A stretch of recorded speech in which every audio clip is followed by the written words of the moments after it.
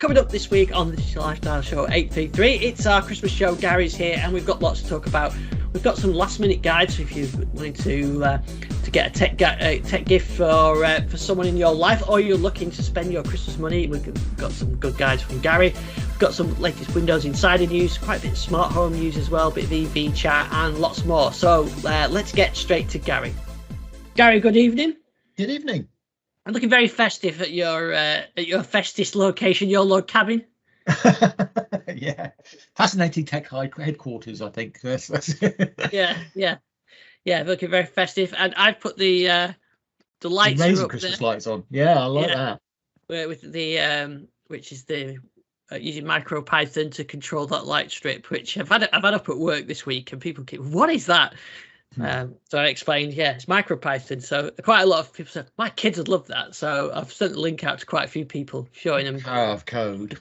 Yeah, because it's really, once you get into it, it's quite fun. The MicroPython, it's not complicated, and once you get the hang of for loops, then you can do whatever you want.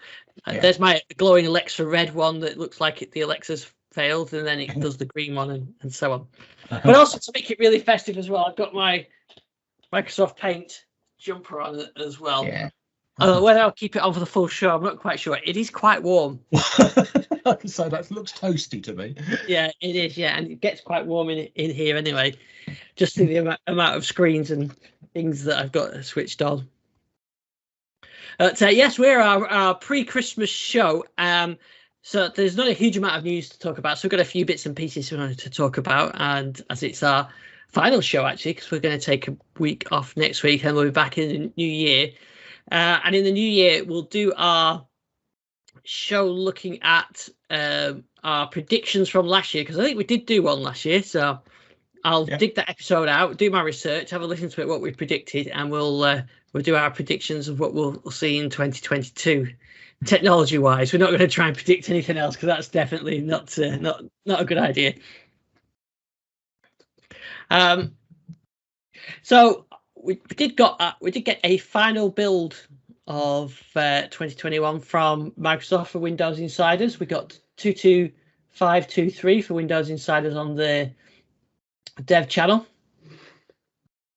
And there was a few bits and pieces on there. I'll share my screen so we can see what I'm talking about. But yeah, there wasn't a huge amount of changes, but there were a few visual changes. And as I've recorded a video of that.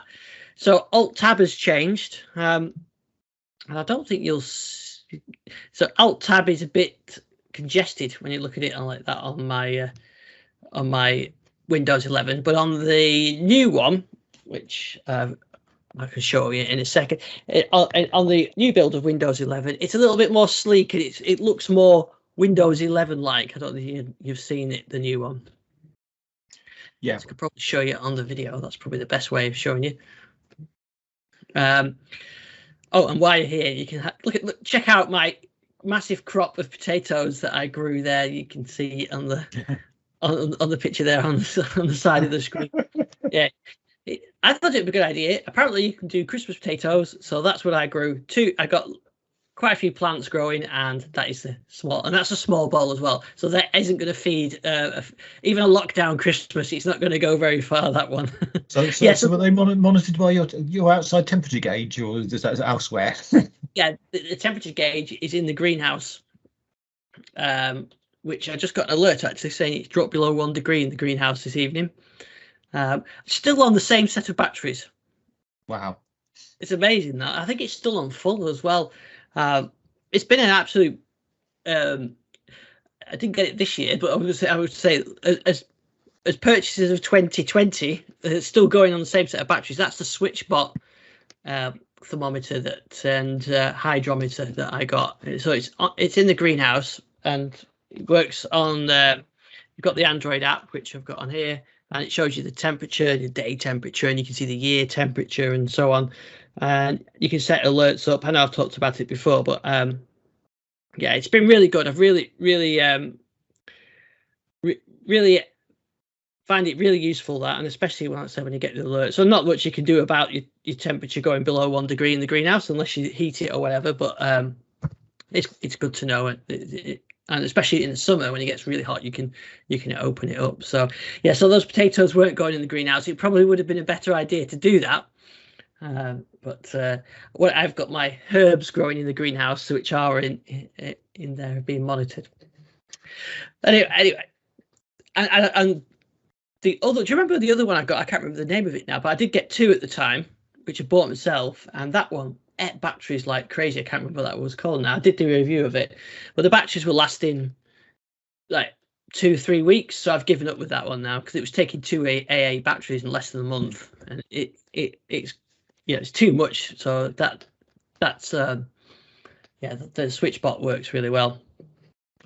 But there you go. Yeah, you can see the Alt tab on the screen, so it looks more Windows 11 like. The Microsoft say it's matched the look and feel of the ones that you get at the bottom in the preview windows, which it probably does. So yeah, that's quite good to see. And something else which they've added, which I didn't know was even there actually. You can add a media set server now through File Explorer, so you can. If you've still got media servers, which you can still use Windows Media Player as a media server. Not going to tell me we have to rewrite our book again. Yes, I think so. Yeah. Yeah. That if everything in the book now would be just stream it. Yeah, it would be. Yeah, stream it all, and yeah, so you can add that in. And I think the other thing they've done as well is there's a couple of items from control panel have been moved into settings. Actually, one of them being add remove programs. So if you go into programs and features in control panel, it now takes you to settings, installed apps. So the old way of doing add remove programs is finally gone. So you can't even get it through the control panel anymore. Same goes for uninstalling updates as well. So the old control panel is slowly going. Yeah, it's making its way out. Slowly, very, very slowly. Yeah, I suppose how many years? Well, Windows 8 was the first to get rid of it. Yeah, the first to introduce a new system. Yeah. The other thing as well I should say about this build is it's available for ARM as well. So if you're a Windows Insider with an ARM device like Surface Pro X, I won't say what Richard says about the 8 people or whatever they are doing that test, but yeah, the ARM-based devices can get this build as well. So that which is really good. So that's good. So that was the last build of the year as well. What I did find as well is a feature that they introduced in the previous build, which was a spotlight on the lock screen. It has turned up for me now. It previously wasn't. It wasn't showing up, so that's now showing up on there now. So I can use the spotlight. So just like you can with the the lock screen on Spotlight, you can have your Windows background now as your lock screen as well. Cool.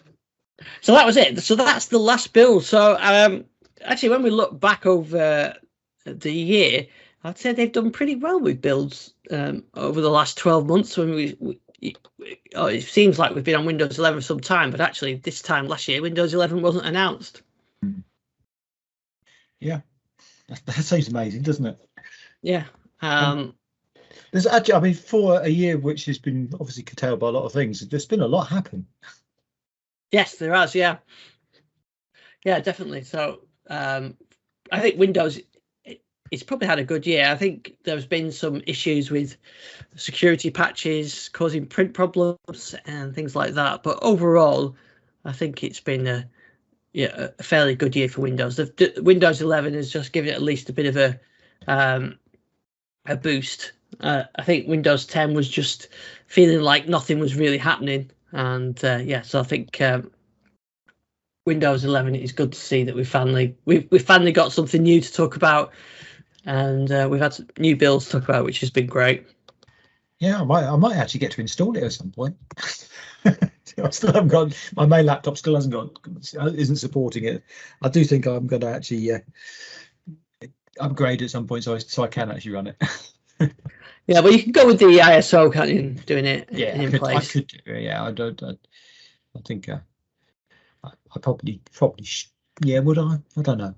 I mean, this is my death machine, so it's one it's taking risks on it. Yeah, that's it. Yeah, I've got all my machines done, bar the my music recording machine, which I don't like changing because of all the core drivers. The driver issues, yeah. Yeah.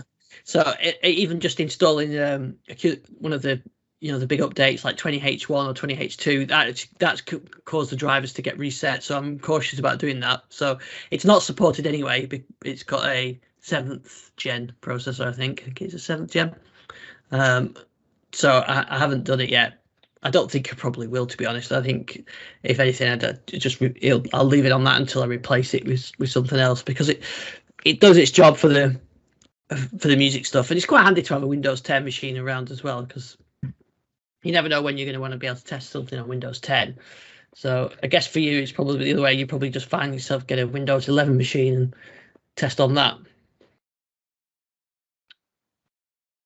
I just seen Microsoft tweet out about Microsoft wrapping paper.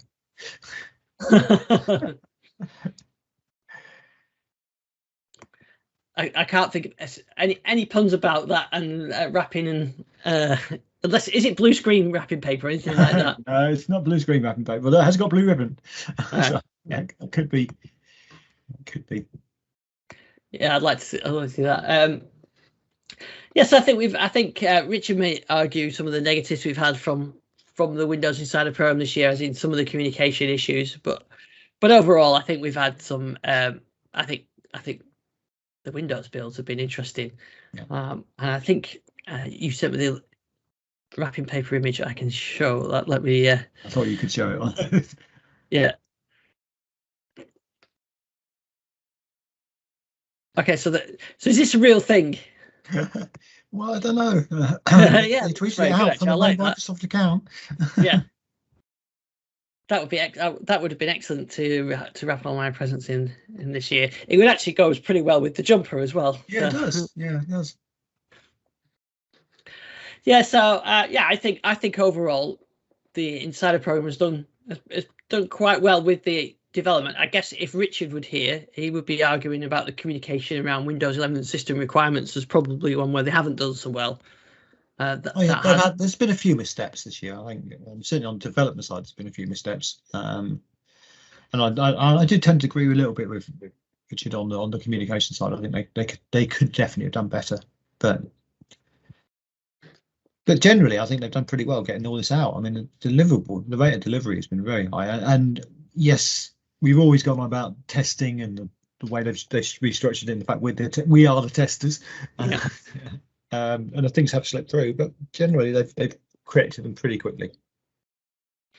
Yeah, I think it's just the one that springs to mind is some of the printing issues, the printer issues that were confusing. I guess the main negative would be the system requirements. That's the one that has confused people, left people sort of frustrated, and perhaps we still can't quite understand why that is the case, that those stringent requirements have been put in place. When previous years there's never been anything like that, but I think they've decided to draw a line in the sand. This is it, and this is what's supported, and move on from that. Yeah. And we're seeing some new features as well, like Android apps being able to run on Windows. Yeah. I do find that handy. I do use that now for some smart home stuff. It is useful for having smart home stuff. I've got it on I have got Windows 11 on a tablet at the moment, which I'm using to control some of the smart home stuff rather than having to use the Android tablet. Don't you know why it's better? I can't really put a finger on why running Android apps on the Windows 11 tablet is better than running Android apps on an Android tablet, but there is something easier about it. Yeah, it's I find it handy if I'm get notifications up, camera notifications, whatever. I can just look at them straight here on the PC. I don't have to even with your phone app and things like that. I don't have to open that up. They're just there. I can click on the notifications. It does rely on you having the Android subsystem running all the time, but which is a couple of gigs. So you've got to make sure you've got enough enough RAM to cope with that. But it works really well. But it's all these apps I've side loaded. None of them are available on the Amazon store. In fact, the Amazon store isn't even available, is it? So, No. And still, actually, it's still US only. All of this as well, isn't it? I mean, I had to. Yeah, we talk about it, but you can't actually officially get it in the UK at the moment. Yeah, which I think is a real shame. Yeah. I think they could do with expanding that, but I'm guessing that's tied with the Amazon store as well. The fact there's probably even less apps available. Well, actually, the Amazon store in the UK is quite good.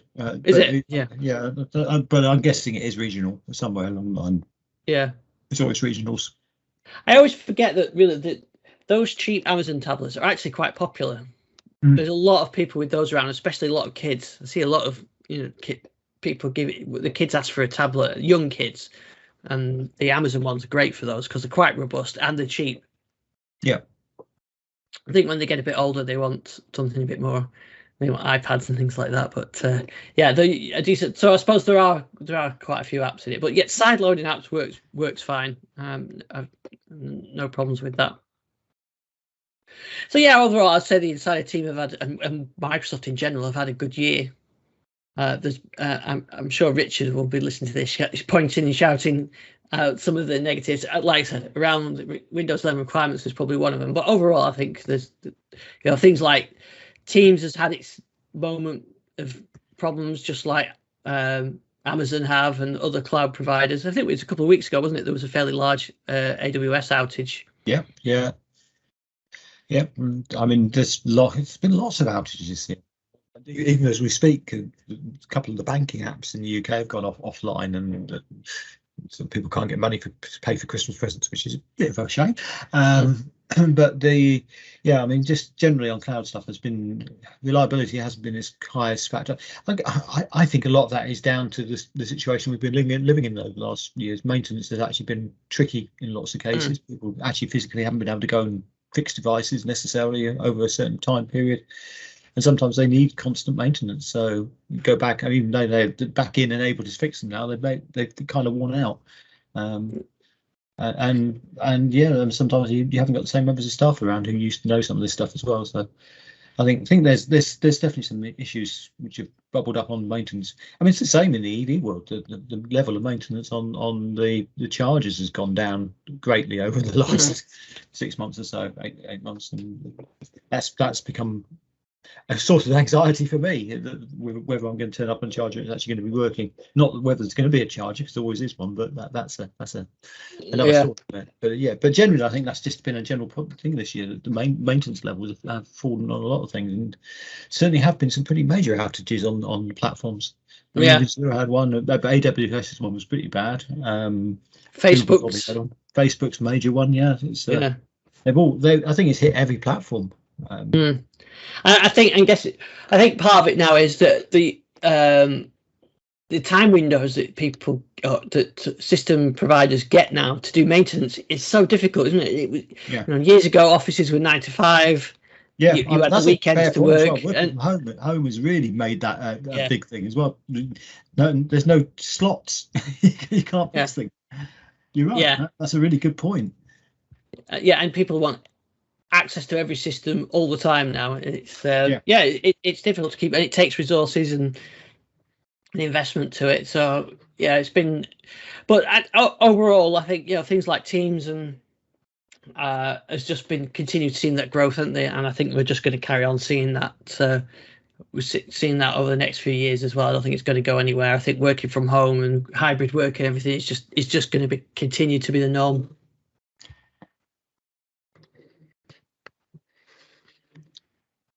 Have you seen that Amazon have actually introduced a new smart home device? While we were talking about sensors and things earlier. Oh yeah.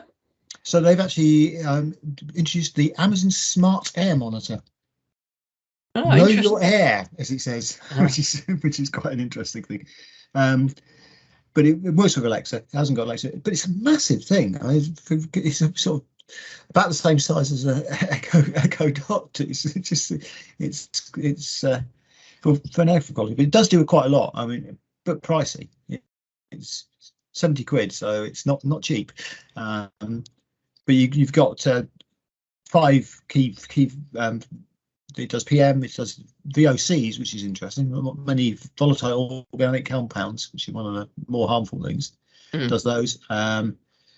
And humidity, temperature, and carbon monoxide, although it very carefully says it's not a carbon monoxide monitor because it doesn't have a built-in alarm, which you have to have if you quite sell yourself. Oh, I see. Yeah. So you'll get the alert on your phone or whatever, but it hasn't got an audio. It hasn't got an audible alarm built into it. But yeah, I mean, 70 quid. Is it worth 70 quid? I'm not sure. I mean, there's other monitors out there you can get for that, but it does go into the Amazon ecosystem. I'm told it's actually quite tricky to get it to come up on an Echo Show. You'd think there'd be sort of a button to press to get to it, but you actually have to do a voice command to get to it. But unlike most of the other smart home devices, I wonder when we're actually going to get a new smart home hub on Alexa, because it's about time they actually sorted that out. But it's interesting. And as we always talk about Alexa routines, the other thing which I've noticed the other day is we've now got more noise sensing. And you remember a little while ago they added baby crying and snoring. Oh yeah. They censored. You've now got some extra things on your routines. I'll just bring it up because I can't remember all of them. And one of them is running water. So if you've got a leak somewhere in your house and it can hear the sound of running water. Oh, that's good. Yeah, because I've got one of these. I think I tested this. Well, I got one of these sensors that you can use to. This is a D-Link one, but this would detect the sound of it if, I suppose, a burst pipe or something like that. Yeah. So here's running water. It does it. So it's sound detection, public preview. So it's now obviously got baby crying and snoring as before, and a dog barking.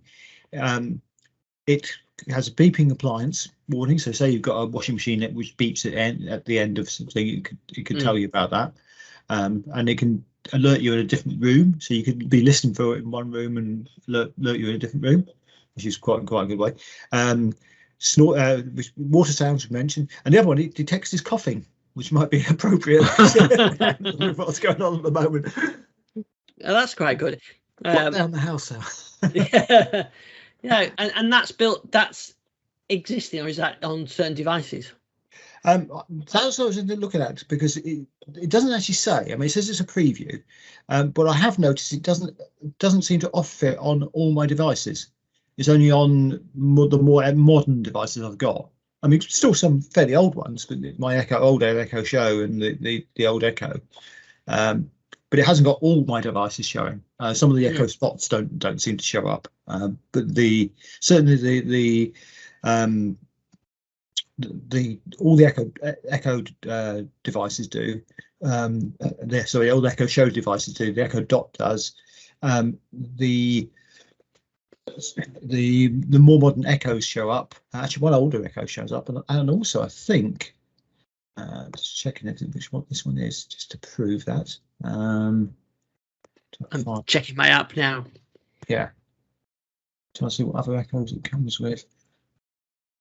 The Echo Flex shows up as well. That's interesting. So the Echo Flex is supported. That means you can have a very cheap monitor, because Echo Flex. I mean, at the moment you can get an Echo Flex for £9.99. Oh, there you go. So so I've brought that up now, so you can see it's got sound detection preview. Yeah.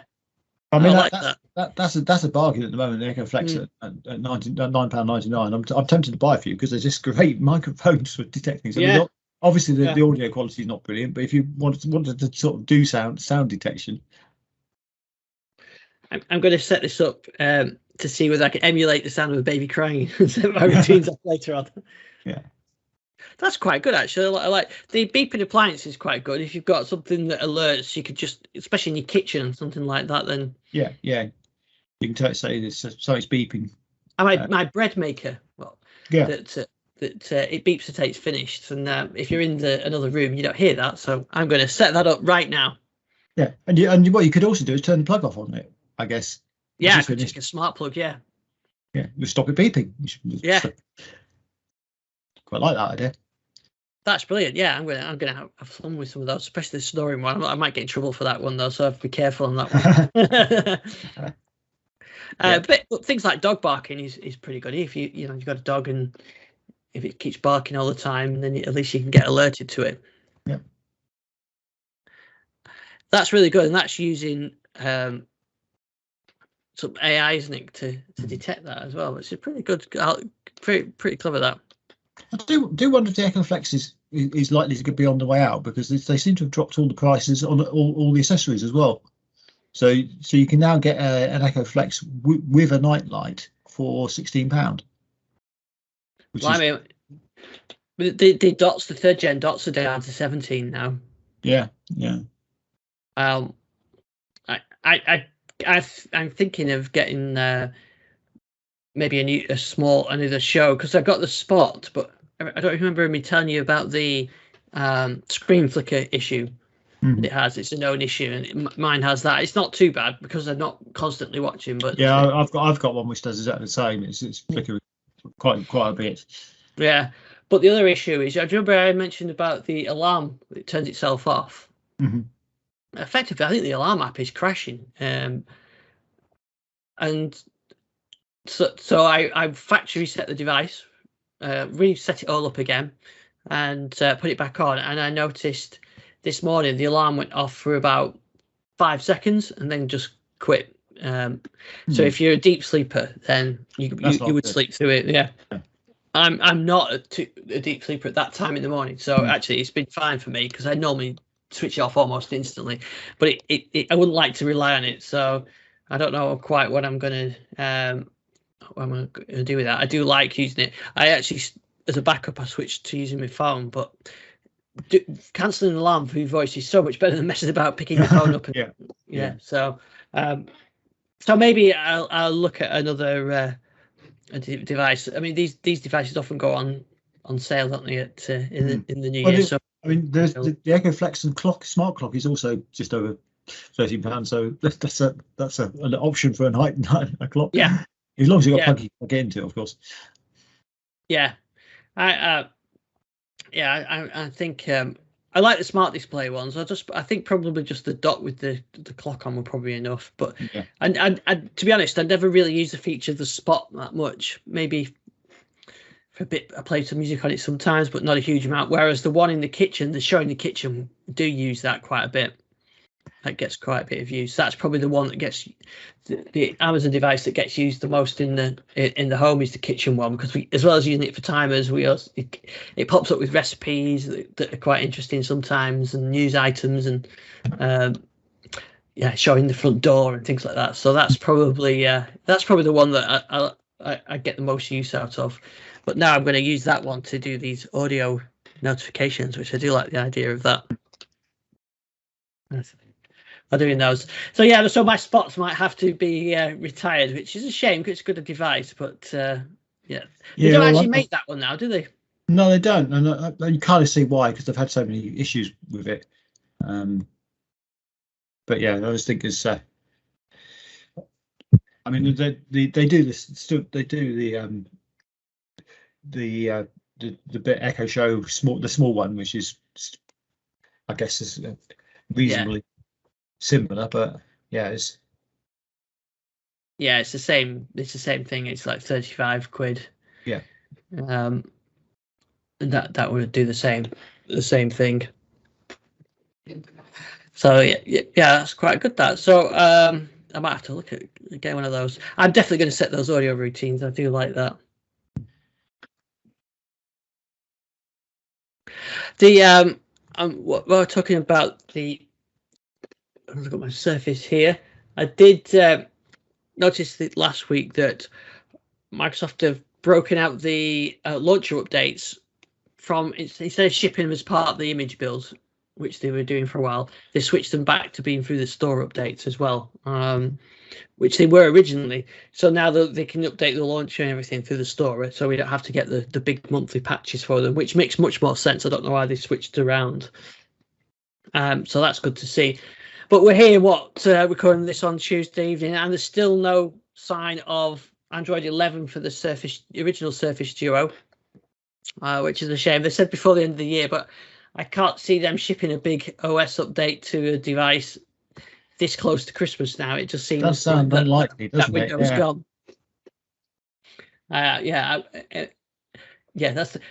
It's like pushing out updates on a Friday. You definitely don't want to do that. You definitely don't want to do it in the last week while everyone's on their Christmas vacation times. Yeah, so I don't think that's gonna happen. I think it's probably ready. There's reports that it's ready to go. I guess they're just waiting now till until the new year, and then they can push the button on that. I have to say that the Duo 2 has been the favourite device that I've purchased this year. It's the most expensive by quite a long way, because I've not really spent a lot else. But yeah, I do like this. I only carry this device now. So it's it's for camera, taking pictures. I use it for everything now. I've got the slip case for it. I've got the bumper, but I've not put that on. But yeah, I just use it for everything now. So it really is my main device for a lot of stuff now. Battery life's proven to be good. Yeah, it's a really good device. So I'm glad I decided to go with that. So yeah, I would say that's probably my best purchase of the year. What I was trying to do is I actually started to use the pen with it a bit, and I got a spare pen. I've got spare pens, Surface pens, but I can't get them to pair with it anymore. It's like the pens have crashed. I got to do it once, and then it wouldn't do it again, and you can't put any of the pens into pairing mode. And I bought new batteries for them, and they just don't go into the pairing mode, because you hold the button down and the little button, the light flashes, and then it's the Bluetooth bit. The pens themselves work, it's just the Bluetooth bit doesn't work. So I've got two now that have got the same issue, but it seems to be a known issue, and but I haven't found a solution for it yet. So yeah, if I do, I'll do a video on it. But yeah, I've managed to find a solution to that. But it's actually, the Duo is actually quite good for taking notes. The only problem is, if you're left-handed, like I am, you really want to write on this screen with one note and have on the right screen and have this not do anything. But of course, it's your hand gets in the way, and so to write on, you've nowhere to rest your hand on as a lefty. So I suppose you have the same problem if you're a righty. You would probably want to go on this screen. But yeah, but actually, I've started to use a pen for meeting notes and things like that. It's easier than typing on a PC or even on the Surface Go. So it's just very basic, the pen input on the Surface at the moment. I feel like we've come full circle back to having Apple Newtons. Yes, my Newton over there. It is you need that scrub effective. out sound. We said this the other week, didn't we? Yeah, you need that scrub out sound. Yeah. It's gonna make all I need to extract those sounds and put them on here. Yeah, we have kind of gone back to that, haven't we? Yeah, especially when you were open. I mean, it's not that dissimilar size when you open it this way. It's yeah, a bit smaller, but bit wider this way. But yeah, it's not that far away from that, which is still one of my favourite devices of all time, I would say, the Apple Newton. I was trying to think what my worst purchase is, but I can't think of anything that I've actually purchased this year that's that were classed as a worst purchase. So I haven't really got a huge amount of devices or gadgets or anything this year. I did buy a HDMI converter type thing for my Spectrum, and I just haven't got around to getting that to it. It didn't work, so I wanted to try and be able to get the to get the output out of the Spectrum and then run it into the PC and capture it, but I didn't get that working. So maybe that's the worst thing, but that was like 20 quid, so it's not too bad, and I've not given up with it yet. So yeah, I think that's probably it. I haven't really bought a lot of devices this year. There's been some good devices come out, like the Surface Laptop Studio, but that's not available in the UK yet.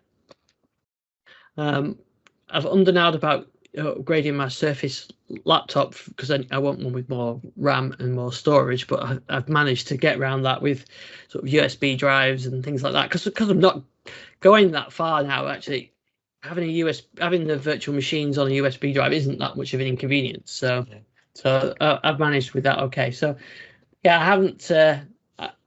I've still got the Surface Laptop 2. That's working fine, and my original Surface Go, which is for insider testing, failed, and that's working fine. So yeah, I haven't no new PCs this year. I think this might be the first year I haven't bought a PC. I guess it probably is for some time. I've been quite good. Wow. I'm actually thinking. I think my best thing this year has to be that DJI Pocket 2 camera, which I did. Oh yeah, yeah. Love that, love that, and particularly the tracking mode, which they just recently improved a little bit, which I use when I'm filming interviews now. So I just place it on a tripod a little bit away from me, and it sort of tracks between me and whoever's talking, and it's really good, and I can control it for the phone, sort of slightly off screen. But the great thing is the audio quality, and I mean most of the interviews we've had on the channel this year, most of those interviews I did Fully Charged Live were all done with just those microphones, no other microphones being used. In fact, I had lots of other microphones and then actually realized the sound quality was better on the Pocket 2 than it was on all the other microphones. So yeah, really pleased with that. That's been a very useful addition to my armory. Definitely a good gift. Talking about gifts, we've just published a fascinating tech gift guide. How's that for a segue? So this is our usual last minute gift guide. It's not, as usual, there's not a lot in there, but hopefully there's a few things which will point you in things you might want to get. So one of the first things we talk about is, it's not actually a gift shop as such, but a shop where you can go and look at lots of gifts. So this is called Situ Live. It's a first of a series of shops which is going to be in shopping centres around the country. First one is in London, and this is basically a very interesting idea in that you can basically browse, but you can't buy. Right. Yeah. So every product has a little barcode, QR code beside it, and you scan it, and it will take you online to whoever the supplier is for that, and you can buy it from that supplier. But it's an experience centre, so it's set up in lots of different rooms. You can go around it. You get all the experiences you might expect to get, in any sort of event. I have to be honest, it's like browsing John Lewis without buying.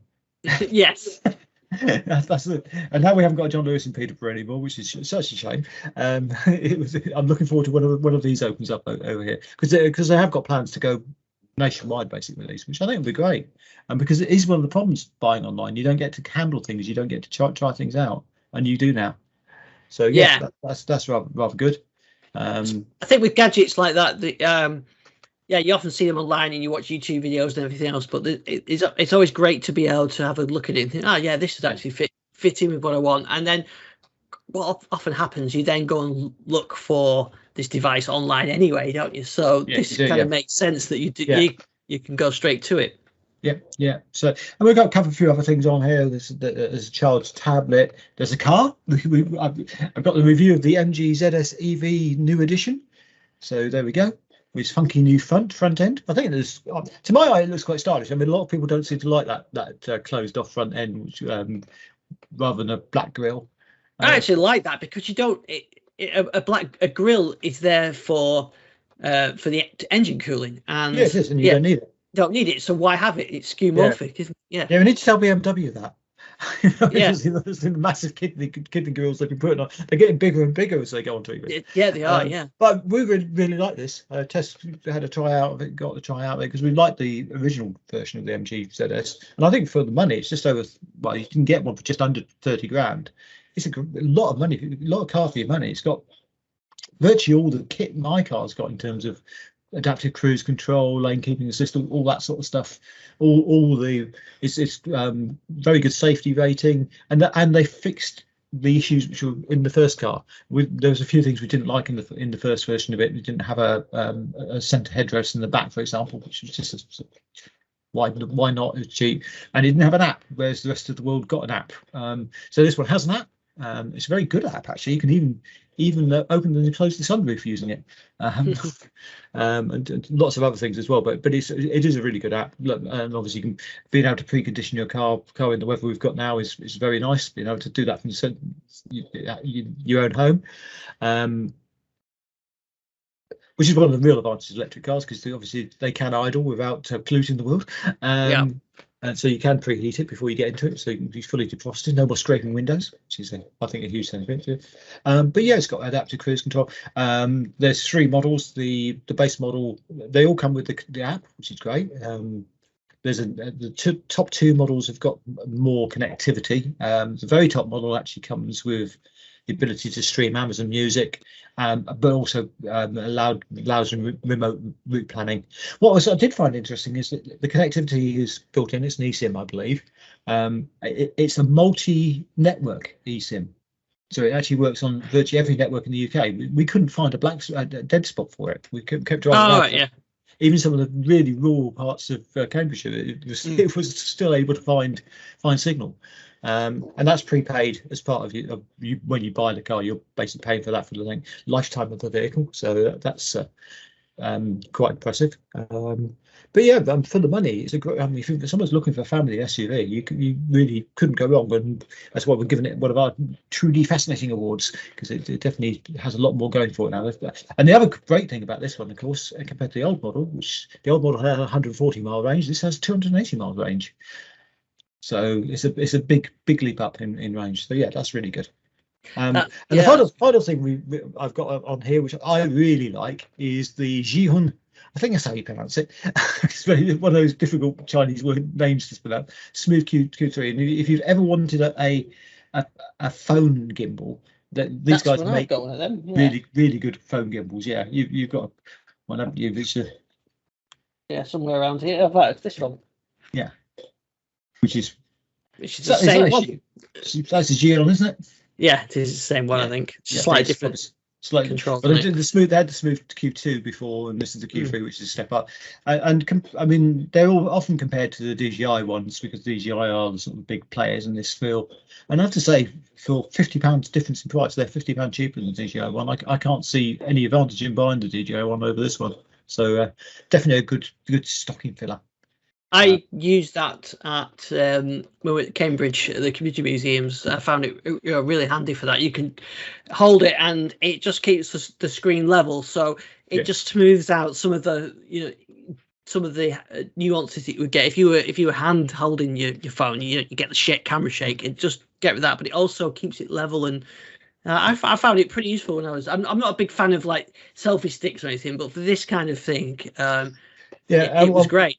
And talk about surfaces, one of the things they've done on this model, this newer model, is they've extended the arm which connects the phone bit to the handle, just so it's a little bit higher, and so you don't get because occasionally with the older one, you'd get the handle showing up in your shot as you moved it. You certainly don't in this case now. It's always out of view. Yeah, very impressed. Really very smooth, very light. And the thing I did notice viewing it is most of these gimbals, you end up getting into a situation where the gimbal gets stuck and you have to reset it. You tipped it up too much. I found that this didn't really do that very much. I think I only had to reset it once. I know it's very easy to do as well. Yeah, very impressed. Very impressed. The software possibly could do with a bit of improvement. Some of the things on the app I didn't quite like, especially the subscription model for doing 4K footage editing. But generally, it's very good. Yeah, what I've found is there's their camera app, but I found using, because I was doing it with the Samsung phone, the Samsung app was good enough to work just as well. So you could just use your normal Samsung app. Yeah, you definitely don't have to use it. So yeah, it's good stuff. Yeah, I quite like that. Yeah. Oh, that's a good little guide. So I'll include the link anyway. There's the URL, but we'll make sure that's in the in the links to the shop. We're adding a few more things over the next couple of days. This year has been the year of late review items. People are delivering stuff. You talk about having a Christmas gift guide and they send it to you on December the 20th. It's a little bit much to get things in, but so this will probably be the gift guide for people who to spend their Christmas money on. Yeah, that's it, because quite often, especially younger people with grandparents and that kind of thing, they don't know what to get you, so they gave you money, and my sons will probably like that, and so they're always looking for something to spend. Spend there. One of my sons has decided to get for his money. He's going to get himself a Galaxy Watch 4 Classic. So I'll be interested to see how well that goes, because I've got the Active 2 and my other son has got the Active 3. So it'll be interesting to see, because this is the Galaxy Watch 4 and the 4 Classic are Wear OS and not Tizen. Yes, yeah, they are. So it'd be very interesting to see, because this is Tizen that I'm running, and the other one, the so I'm going to be very interested to see, because I've thought about that, whether to upgrade mine. I've heard mixed reports about Wear OS and Samsung, so it'll be interesting to see. I have to say, we've got one in the house. If we use it, and it works really well. I actually think I slightly prefer it to the Tizen version. I mean, the problem for me would be battery life. I always like a slightly longer battery life on a watch. Hence the way this one, which is lasts forever, the Huawei watch. But yeah, I was really impressed with the software. It works really well, and lots of nice features on it. So yeah, be interested in your views on that. Yeah, what I did see though is if you want to get the ECG monitor, it only works with the Samsung phone, which seems crazy when it's running Wear OS. So if you've got a Pixel or a Surface Duo, you don't get the ECG features. Yeah, I mean, obviously we've got Galaxies here, so we wouldn't get hit by that. But yeah, that's a bit of a unfortunate. But what, as ever, as you can find on XDA developers, some developers on there have found a way of just removing the block of Samsung devices, and you can install it and it works apparently. Oh, good. So yeah, so you sideload the APK and it works. So, but my son's got he's got a Samsung phone, so he like you, he's not going to notice any difference. So I'll be interested to see what that looks like. But he wanted the classic with the rotating bezel. I've never have bothered with the bezel ones, but he likes the idea of rotating bezel. The one we got here's got the touch bezel rather than the actual physical. Yeah, that's what this. And that works really well. It does, yeah. Yeah, I actually like this one. Before this, I had I sort of flick between them. I've got the TicWatch 3, which is Wear OS, and that of course supports Google Pay, whereas this one doesn't. But I think the new ones do because they're Android, or Wear OS. So that'll be that'll be good to see. So I'll see what he gets with that. My other son Jack, he's looking to get a Surface Laptop Go. I think that's what he's probably going to do to replace his original Surface laptop. But because he's a frontline worker on the NHS now, he gets the discount on Microsoft. Have a discount for NHS workers. Which is, I think it's 10%, something like that. So I think he's going to get. I think if you go through the Microsoft Store, you can sign up there somehow with your NHS account or something like that, and you get a discount. So I think he's going to be doing that. So I keep trying to persuade him to get the Laptop Go, because that's something I haven't played with. So I need to. I think I mentioned this a few weeks ago. I need to get them to start buying gadgets so I can review them rather than them getting my stuff that I hand over to them. So yeah, that would be a good idea, wouldn't it? Yeah, it's about time I got some payback. Yeah. Although James did give up getting an Xbox Series X, he got a Nintendo Switch instead, just because of no availability. That was kind of a shame, really. But that's the way around it all, isn't it? I mean, it's hitting everything. I don't. I'm talking about no availability. I mean, this is not totally a consumer.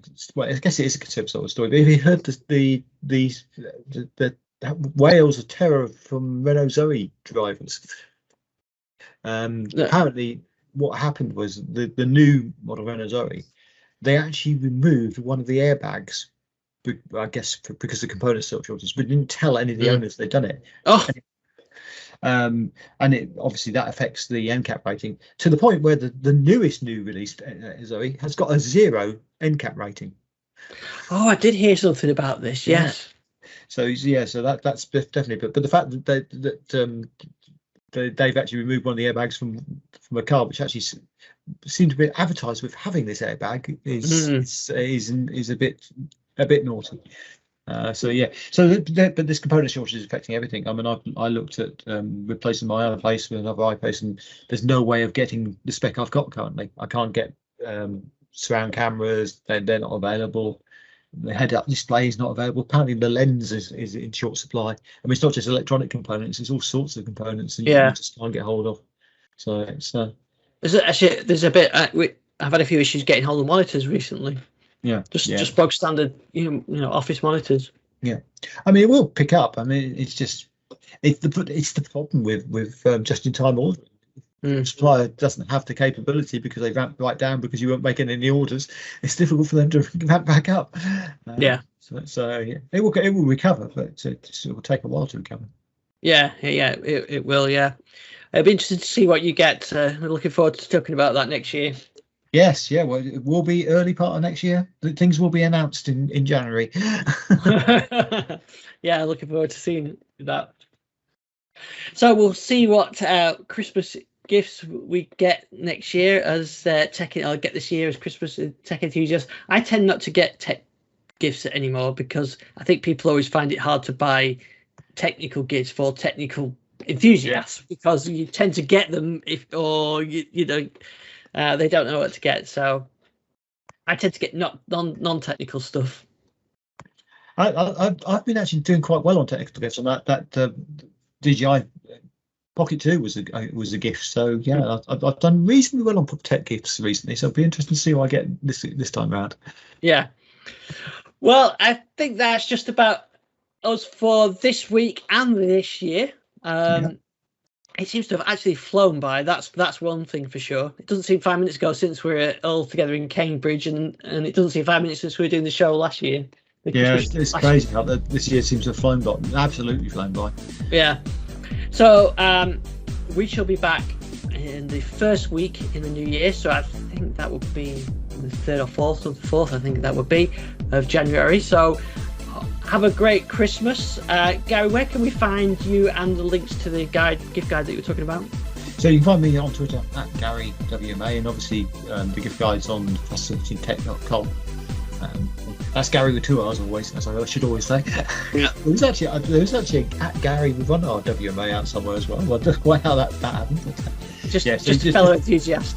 Yeah, probably. So, but anyway, fascinatingtech.com. You'll find the gift guide. Click through on the front page and you'll find it.